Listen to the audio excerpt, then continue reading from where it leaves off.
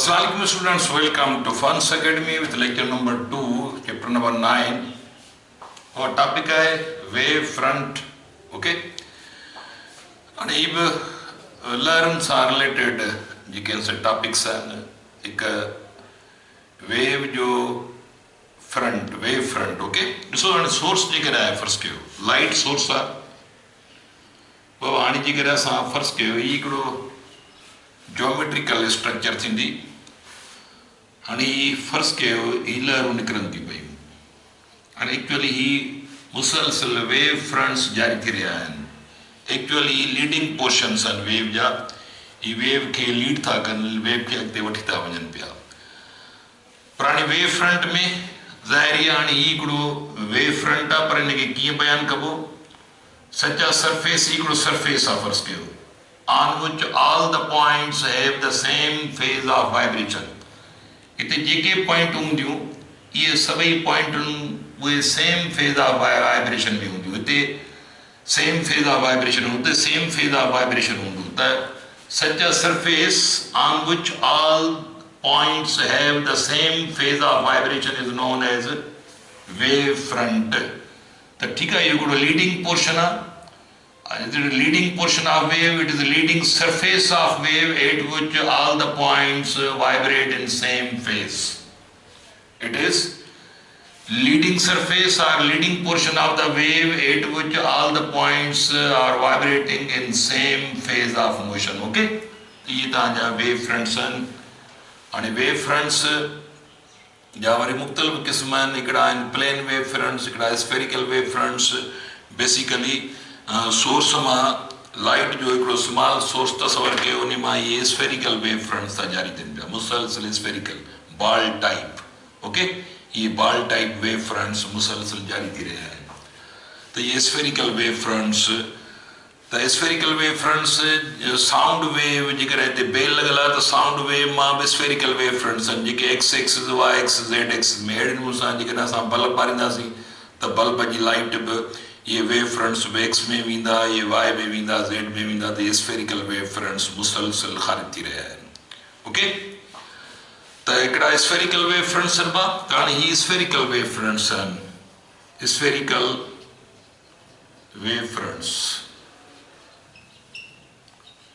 Spherical wave fronts ही Huygens wave fronts जो तस्वर जो है सो यो हाइजन तस्वर दिनो जो वेव नेचर जे दिनी ये वेव थ्योरी जनी ओके तो स्फेरिकल वेव फ्रंट्स पर बे पासे वरी फर्स्ट के जिगर असां सोर्स में हवा ये सोर्स में स्फेरिकल वेव फ्रंट्स ये जारी थी रहे हैं ये स्फेरिकल वेव फ्रंट्स ये बॉल टाइप समझो ठीक है तो वरी जी असां लॉन्ग डिस्टेंस ते वञूं पिया तो लॉन्ग डिस्टेंस ते वरी ई फर्स्ट के जिगर फॉर एग्जांपल जिगर मां हेतिरो पोर्शन तो खणा पियो तो इहो ॾिसो त हिते कर्व पोर्शन आई इहो स्फेयर जो हिसो आहे हिकिड़ो पर साॻा पोर्शन असां परते कंदा वञूं इहे साॻा पोर्शन्स एतिरा इहे साॻा पोर्शन्स लॉन्ग रेडियाई ते हलिया वञनि इहे साॻा पोर्शन्स त ॾिसो तव्हांखे लिमिटेड पोर्शन्स जेके आहिनि त हिते ॾिसो त इहो हिते त कर्व हिसो आहे हिते पर इहो साॻियो एतिरो ई पोर्शन हिते वरी यानी सोर्स खां जेतिरो परे वेंदासीं तो ये लिमिटेड पोर्शंस जेके ये बिल्कुल ये सीधा थी वेंदा ताणी सरबान प्लेन वेव फ्रंट्स तो प्लेन वेव फ्रंट्स आनी E plane wave front I ये सरबो प्लेन वेव फ्रंट किथे बाबा ऑब्जर्व कबो सोर्स जे वे जो न सोर्स जे वे जो ता जो ई कर्व हिसो थींदो लिमिटेड पोर्शन कर्व हुंदो पर लिमिटेड पोर्शंस ये असा लॉन्ग रेडियाई ते वेंदासीं त एतिरा साॻा पोर्शंस वरी सीधा थी वेंदा इतना साॻा पोर्शन्स वरी सीधा थींदा जिनके ही प्लेन वेव फ्रंट्स शुरू थी विया तो जेतिरो परे वेंदासीं तो ये लिमिटेड पोर्शन्स तव्हांखे सीधा मिलंदा these are called plane wave fronts okay त असां जेकर हिनखे बयानु कंदासीं त यानी द लिमिटेड पोर्शन्स यानी प्लेन वेव फ्रंट के plane wave front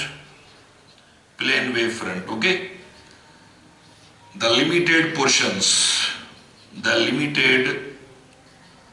the limited portions limited portions of spherical wavefront, spherical wavefronts, limited portions of spherical wavefronts at large radii, at large radii, at large radius becomes plane are called plane wavefronts, okay, are called plane wavefronts. The large radii the limited portion sida thi vida porun ki plane wavefront जो example आहे ताणी उन खां पोइ Huygens principal आहे। Huygens principal जेको आहे सो उहो हिकिड़ो ज्योमेट्रिकल प्रिंसिपल आहे। उहो ॿुधाए थो पियो त हिकु वेव फ्रंट मां हिकु नओं वेव फ्रंट कीअं थो ठहे पियो। उहो ज्योमेट्रिकली असांखे हुन ॿुधायो आहे त हिकु वेव फ्रंट मां हिकिड़ो नओं वेव फ्रंट कीअं थो ठहे ऐं हुन नए वेव फ्रंट जी पोज़ीशन कहिड़ी आहे। त ज्योमेट्रिकल जेको मेथड आहे हिन जो सो ॿिनि हिसनि ते मुश्तमिल आहे, इहो यादि रखी छॾियो। मिसाल त जेकर असां वटि हिकु वेव फ्रंट आहे, फर्स्ट कयो एट एनी पोज़ीशन, हीउ हिकिड़ो वेव फ्रंट आहे त चए थो जेकर हीउ हिकिड़ो वेव फ्रंट आहे त पोइ हिन वेव फ्रंट ते हिकिड़ियूं पॉइंटूं तसवर कयो। हाणे इहे पॉइंटूं इक्वल डिस्टेंस ते ड्रा कबियूं, छाकाणि इहो ज्योमेट्रिकल मेथड आहे। न्यू वेव फ्रंट यानी उहो कीअं थो डेवलप थिए पियो त हिकु गिवन वेव फ्रंट ते ही पॉइंट्स आहिनि। These points are considered as a source of wavelets. हाणे हिननि मां हिकिड़ियूं नंढा वेव फ्रंट आहिनि जिन खे वेवलेट चइबो, ओके। त हाणे यानी ही वरी वेवलेट्स आहिनि त ही वेव फ्रंट मौजूदु आहे हिकिड़ो। हिन वेव फ्रंट मां ही वेव ते पॉइंटूं आहिनि, इक्वल डिस्टेंस ते पॉइंटूं तस्वर कबियूं। These points are source of wavelets. हाणे वेवलेट्स आहिनि यानी स्मॉल वेव फ्रंट्स आहिनि। त पोइ हाणे जेको नओं वेव फ्रंट बाबा जेको नओं वेव फ्रंट ठहंदो, इहो नओं वेव फ्रंट तव्हां हिकु कॉमन टेंजेंट लाइन ड्रा कबी जेका हिननि सभिनी वेवलेट्स खे छुई वञे त इहा न्यू वेव फ्रंट आहे हिकिड़ो। हिकिड़ो न्यू वेव फ्रंट, ही नओं वेव फ्रंट ठहियो। This is called new wave front, okay, new wave front.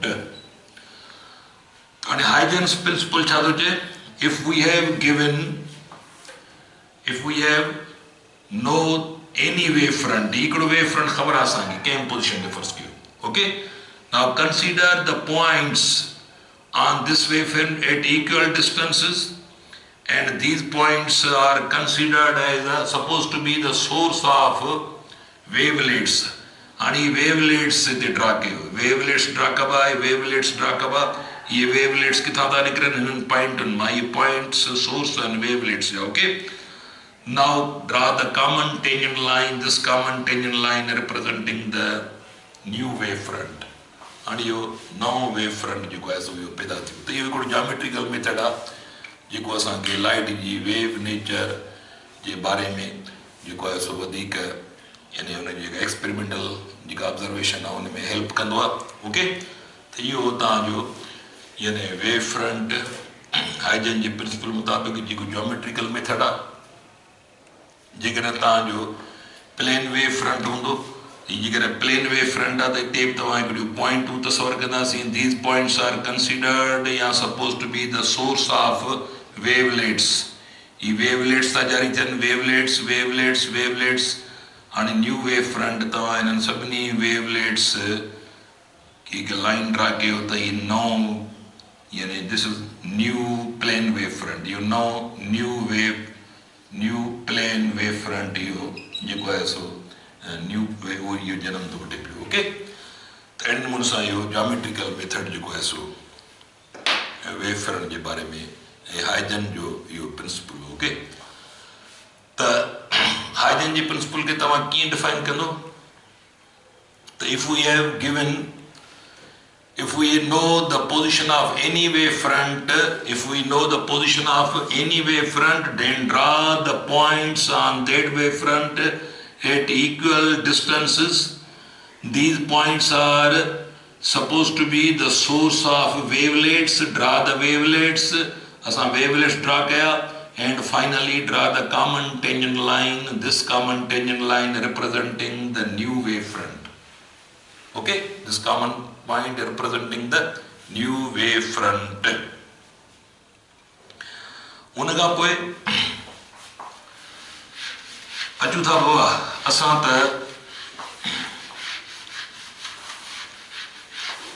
यानी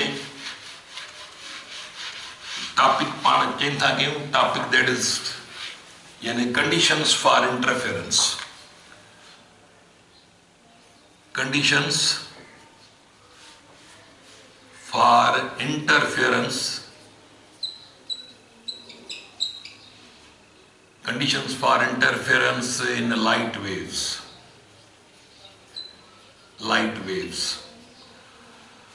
The light wave में जेका interference उन जूं माना उन जूं ख़ासि हिकिड़ियूं स्पेशल कंडीशन्स आहिनि. छाकाणि जो लाइट वेव जी wavelength very very small आहे, 10⁻⁷ मीटर्स रेंज में आहे.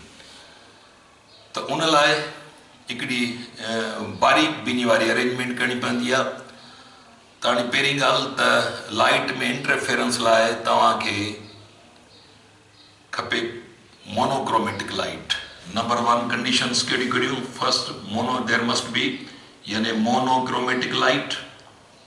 मोनोक्रोमेटिक लाइट यानी monochromatic light means light having single color, याना ॿिनि लफ़्ज़नि में one color light या single color light. Okay, multiple colour न हूंदी, single colour light, monochromatic light. Number 2 यानी coherent source.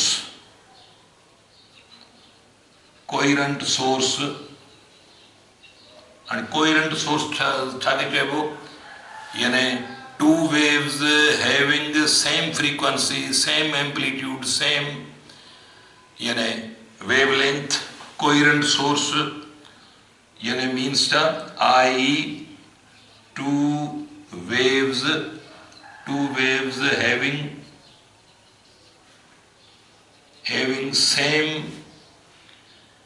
same frequency comma amplitude, same frequency amplitude. ठीक है, same frequency and amplitude. इहो कोहिरेंट सोर्स आहे. ऐं कोहिरेंट सोर्स लाइ यादि रखी छॾियो त कोहिरेंट सोर्स ऑप्टेन करण लाइ तव्हांखे ई डबल स्लिट, ई तव्हांखे ॿ स्लिटूं माना ॿ बारीक हिकिड़ा होल्स. ठीकु आहे, तव्हां हिते सोर्स ॾींदो, पर सोर्स कहिड़ो हूंदो? मोनोक्रोमेटिक सोर्स आहे. MCS means monochromatic source. हिकु रंगी लाइट हूंदी, माना उन मां जेके लहरूं निकिरंदियूं साॻी वेव लेंथ जूं निकिरंदियूं. हाणे इहो मोनोक्रोमेटिक लाइट अचे थी, monochromatic light it will be. हाणे हिन मां कोहिरेंट सोर्स कीअं थो आसूं? त इन मोनोक्रोमेटिक लाइट खे असां ॿिनि हिसनि में विराईंदासीं. ॿिनि स्लिटनि मां गुज़ारींदासीं. त बेसिकली ओरिजिनल लाइट इहा ॿिनि हिसनि में डिवाइड थी वेंदी. हिकिड़ो हिसो हितां निकिरंदो, हिकिड़ो हिसो हितां. हाणे इहे जेके यानी ॿ होल्स आहिनि, ॿ स्लिट्स आहिनि, इन ॿिन्ही स्लिट्स मां इहा वरी बि यानी हीअ लाइट एक्चुअली डिवाइड थी वई आहे ॿिनि पोर्शन में. त हाणे हिन लहरुनि जो ऐं हिननि लहरुनि जो यादि रखे छॾियो त वेव लेंथ फ्रीक्वेंसी बाबा साॻी आहे. उन करे इहो कोहिरेंट सोर्स तव्हांजो ईअं डेवलप थी वियो. हीअ कोहिरेंट सोर्स आहे. इहे ॿई सोर्सिस वञनि था पिया, इहे कोहिरेंट सोर्सिस आहिनि. इहे ॿई पाण में इंटरफेयर कंदा था वञनि, इहे इंटरफेयर कंदा, इहे इंटरफेयर कंदा, अॻिते वधंदा बाबा. आडो स्क्रीन हूंदी ऐं स्क्रीन ते जेको आहे सो इहे पाण में इंटरफेयर कंदा वेंदा. स्क्रीन जे सेंटर ते, हीअ स्क्रीन जो सेंटर आहे, त हिते हिकिड़ो डार्क ब्राइट यानी यादि रखी छॾियो त डार्क ब्राइट बाबा हिते फ्रिंजिस ठहंदियूं, ये डार्क ब्राइट फ्रिंजिस जेके आहिनि से इहो इंटरफेरेंट पैटर्न आहिनि, माना ही डार्क स्क्रीन जो सेंटर ब्राइट हूंदो हमेशा यादि रखो, वरी अल्टरनेट, वरी ब्राइट खां पोइ वरी डार्क, वरी ब्राइट खां पोइ वरी डार्क एंड सो ऑन, हेठि बि ईअं, यानी डार्क डार्क ही डार्क कलर, विच में ब्राइट डार्क ब्राइट, ही हिते आहे डिस्ट्रक्टिव इंटरफेरेंस आहे, ऐं हिते छा आहे कंस्ट्रक्टिव इंटरफेरेंस आहे। ओके, त जिथे इहे ॿई ज़ाहिरी आहे लाइट पाण खे शो स्क्रीन ते कराईंदी आहे, त हाणे स्क्रीन ते वञी थी इहो इंटरफेयर कंदी, लाइट वञे थी पई स्क्रीन ते किरे, स्क्रीन ते अहिड़े क़िस्म जो पैटर्न थो ठहे पियो। त हाणे इंटरफेरेंस लाइ छा छा खपे पाण खे? इंटरफेरेंस लाइ यादि रखे छॾियो त मोनोक्रोमेटिक सोर्स खपंदो, ॿियो कोहिरेंट सोर्स। कोहिरेंट सोर्स वरी कीअं हासिलु कबो? त सिंगल मोनोक्रोमेटिक सोर्स खे ॿिनि हिसनि में विराइबो, त हाणे लाइट बिल्कुलु एग्ज़ैक्ट साॻी फ्रीक्वेंसी, साॻी वेवलेंथ, साॻी एम्पलीट्यूड वारी लाइट इहा इंटरफेयर कंदी थी वञे, तव्हांजो प्रोमिनेंट हिकिड़ो यानी क्लियर शार्प एक क़िस्म जी इंटरफेरेंस पैटर्न जेको आहे सो इहो शो थींदो। ओके, त असां ॿ अलॻि अलॻि सोर्स नथा इस्तेमालु करे सघूं, माना ॿ असां बल्ब या ॿ सोर्स इस्तेमालु कयूं, हिकिड़ो सोर्स हिते रखूं, हिकिड़ो सोर्स हिते रखूं, त उन में वरी बि फ़र्क़ु अची वेंदा। उन करे एक्यूरेट तव्हांखे कोहिरेंट सोर्स लाइ हिकु ई यानी लाइट सोर्स खे तव्हां ॿिनि हिसनि में विराए छॾियो, त इहो वधीक बहितर तरीक़ो हूंदो आहे। त इहो ई मिस्टर हाइजन जेको आहे सो यानी कंडीशन इस्तेमालु करे इंटरफेरेंस पैटर्न यानी उन चेक करायो। ओके, त हीउ तव्हांजो लेक्चर, पंहिंजो ख़्यालु कजो, वरी ॿिए लेक्चर में पाण गॾु हूंदासीं। अल्लाह हाफ़िज़।